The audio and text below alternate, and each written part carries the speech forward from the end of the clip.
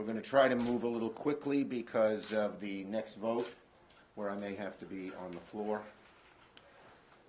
But we're waiting for Senator Duckworth.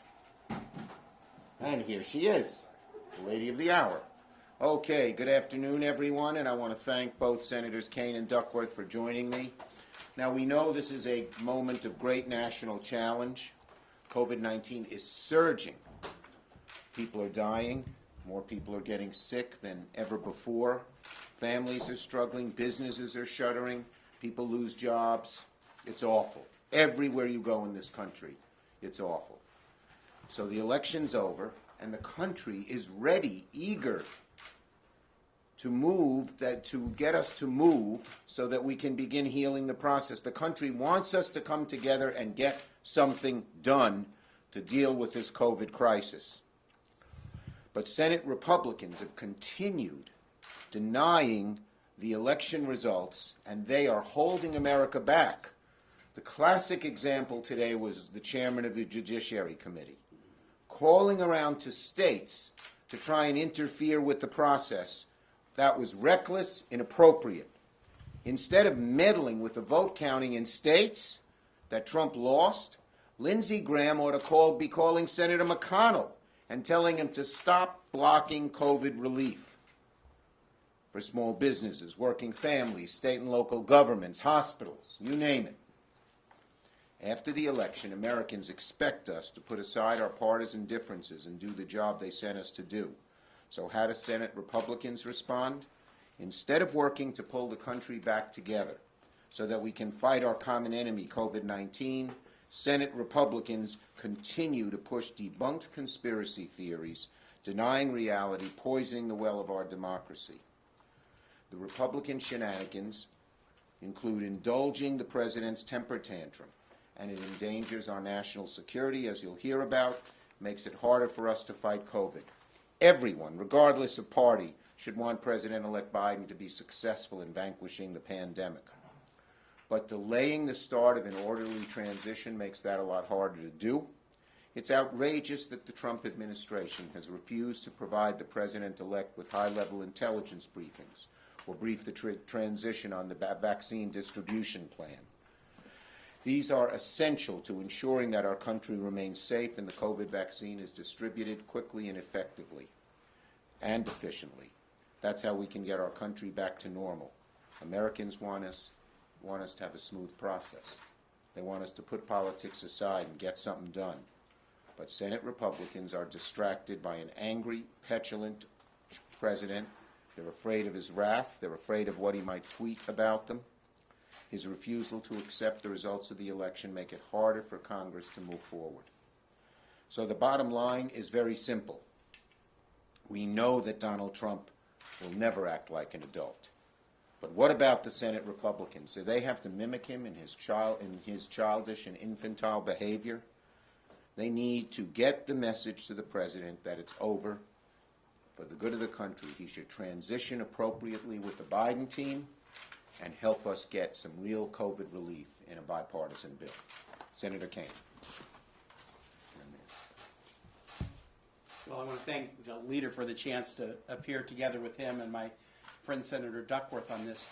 If you look at inaugurations in American history, I would argue that the inauguration that will take place in January is probably the toughest for our country since March of 1933, the FDR first term.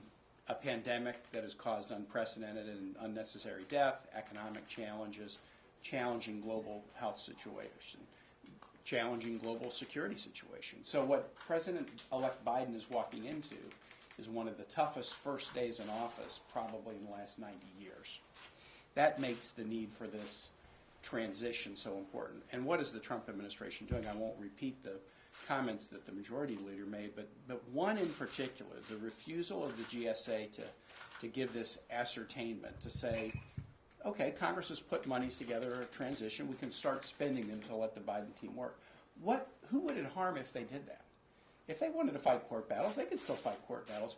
Who would it harm allowing the Biden transition team in this most challenging time to start working on these really significant issues? It would harm nobody, but it's harming everybody that they are just giving in to the whims of this petulant president. And I'm so disappointed I'm not surprised at the president, but as Senator Schumer said, I'm disappointed in my Republican colleagues. This is hurting national security. Senator Duckworth and I are both on the Armed Services Committee.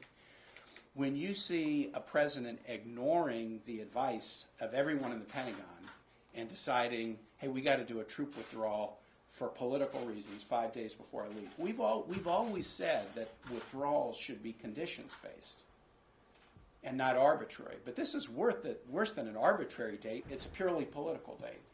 And that is leading our Republican colleagues to call out the president and Pentagon leaders to call out the president because it will make the world less safe for us and others. And then the second is in the area of the vaccine. Having been a governor during H1N1, the vaccine development is great, and thank goodness we're seeing some good news about that. But the distribution of a vaccine of this complexity, to try to get to 70% of the American population, to have a phasing and a staging, and to do it for people who don't have the money, is extremely challenging. The logistics of it are really, really hard. And not interacting with the incoming team or letting the Biden transition have the full resources at their disposal will make that distribution challenge much worse. Last thing I'll say, matter of kind of personal privilege, if I can. I stood on a stage in a hotel room in New York City the morning after the 2016 election with a former Senate colleague, Secretary of State. The polls had only been closed for 10 hours. The race had only been called for 8 hours. She had won the popular vote by 3 million votes. She was behind in the 3 key states by 77,000 votes. I saw how hard it was for her to deal with her own feelings that day, but I saw what she did was, but I got to think of the country first. And she stepped to the mic and she said, I know we're not going to change that many votes. We've got to start a transition, help President Trump be a successful president. Now, that's what we should expect of any president. And we know we can't expect it of this president, that kind of courage, that kind of putting country first, but we ought to be able to expect it of Republican senators. And that's what I'm finding just very disappointing at this moment. Thank you.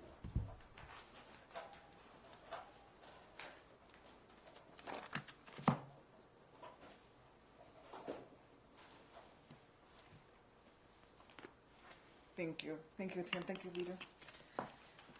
You know, at the height of a global pandemic and in the depths of a national recession, Donald Trump has endangered our national security by forcing the Pentagon into his latest culture war.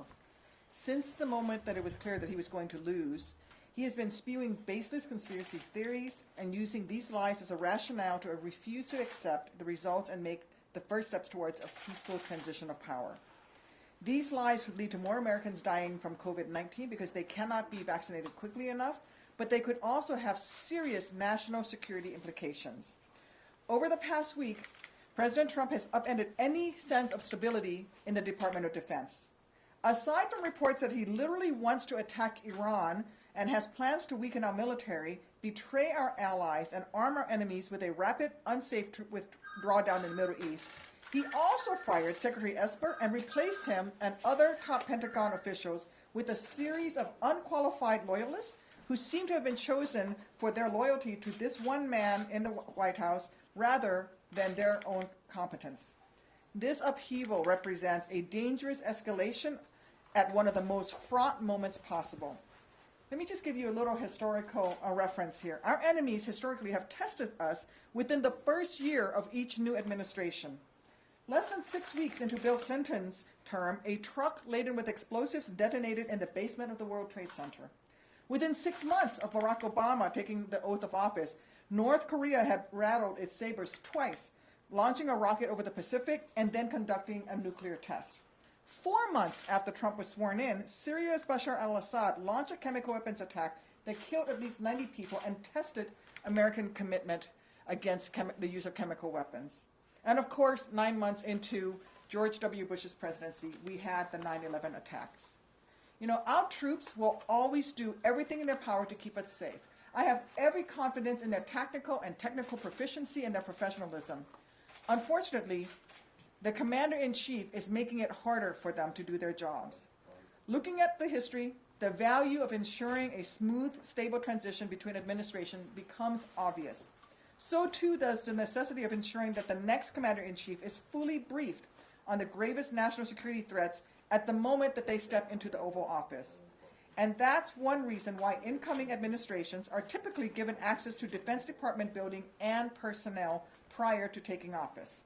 Yet, instead of following precedent, Trump's White House has barred administration officials from cooperating with Biden's transition team, prevented President-elect Biden from having access to the all-important president's daily briefs, and that he himself has ignored, and he's refused to provide the president-elect a secure government line to speak with world leaders. Rogue states, terrorist groups, and adversaries like Russia, they are all watching us right now. And they're all aware of the opportunity this transition period presents for their own strategic goals.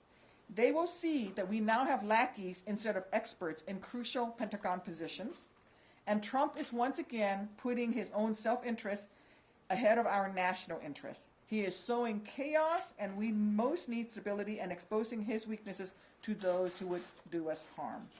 With all that is at stake, it is on the GOP, my colleagues in this GOP, to say enough and prove that they care more about protecting our national security than protecting one man's ego.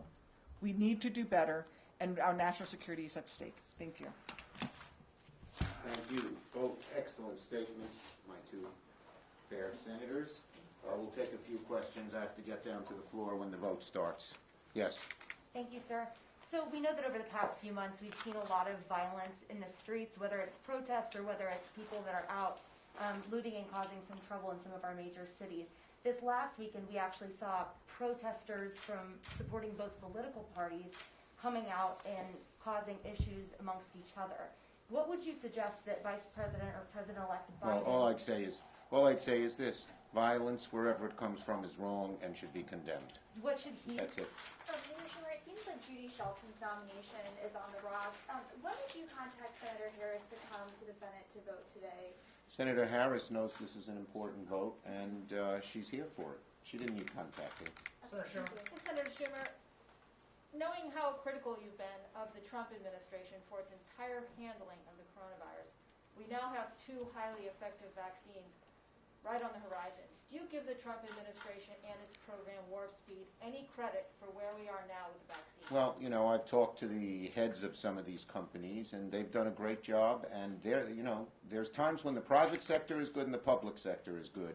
This was a good combination of both. But I really give a lot of credit to the private sector for developing. The test is out on the Trump administration because their main goal is to get the vaccine distributed fairly and equitably, and so far they've behaved poorly on that. Yes. Mr. Schumer, people have been hearing for months now from Democrats and Republicans that it's their priority to get a COVID deal done, that it's the top priority. We're going to get it done. We're going to get it done. Leader McConnell just a few minutes ago told all of us reporters that he still has not had a single private conversation with Speaker Pelosi about a negotiation. What do you say to people I've who said see this as a complete failure? It's Leader McConnell. I have asked Leader McConnell 3 times, and on the floor yesterday and today, to sit down and negotiate with us. According to some of his own members, they don't even know what he's doing.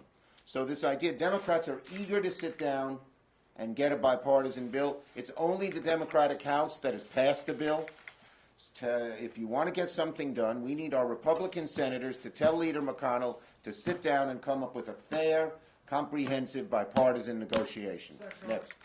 Senator Schumer, some of your Democratic colleagues are disappointed they didn't win more races, Senate races on Election Day. Can you talk a little bit about the feedback you've heard from the caucus? Yeah, we've had great feedback. Look, we are all we did job number 1. No Donald Trump as president and Joe Biden as the next president. And we're all very happy with that. We're working very hard on Georgia.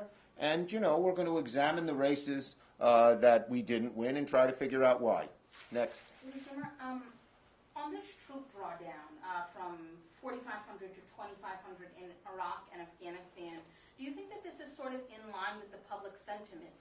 You know what I'd say? Americans weary of war? I just learned about this. The Trump policy has been so erratic, almost based on whim, what happens when the president rolls out of bed each morning and how he feels.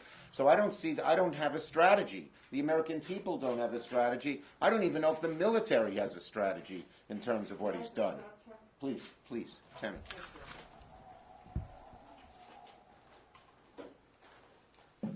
Started? Okay. This is the last answer. Sorry. No one wants the troops home more than I do. But frankly, to bring the troops home in a chaotic way like he is doing with very few weeks, I mean, literally, excuse me, to bring the troops home with just literally weeks of planning, actually no planning at all, sets up a logistical impossibility. How do we bring all those troops back? And we actually will leave the remainder of the troops there in a dangerous situation because we are going to have to leave behind our military equipment. There will be caches of military equipment left behind because we lack the logistic capability to bring all that equipment back. So we bring back half the troops by the beginning of January. That means that we're leaving equipment behind that the Taliban and our enemies can fall in on to use it to then attack the remaining troops that are still in theater. This is the wrong way. This is why all of the military commanders have spoken up and said this is the wrong thing to do. We want our troops home, but let's not bring them home in body bags. And that's potentially what's going to happen if this president gets his way and puts his own political timeline ahead of our national security. It seems Thank you, though that everybody. there's never That's a it. good time. Thank you, folks. I'm sorry, I'm going to hurry ahead of you guys. Yeah, no, I got to go vote too. Thanks, everyone.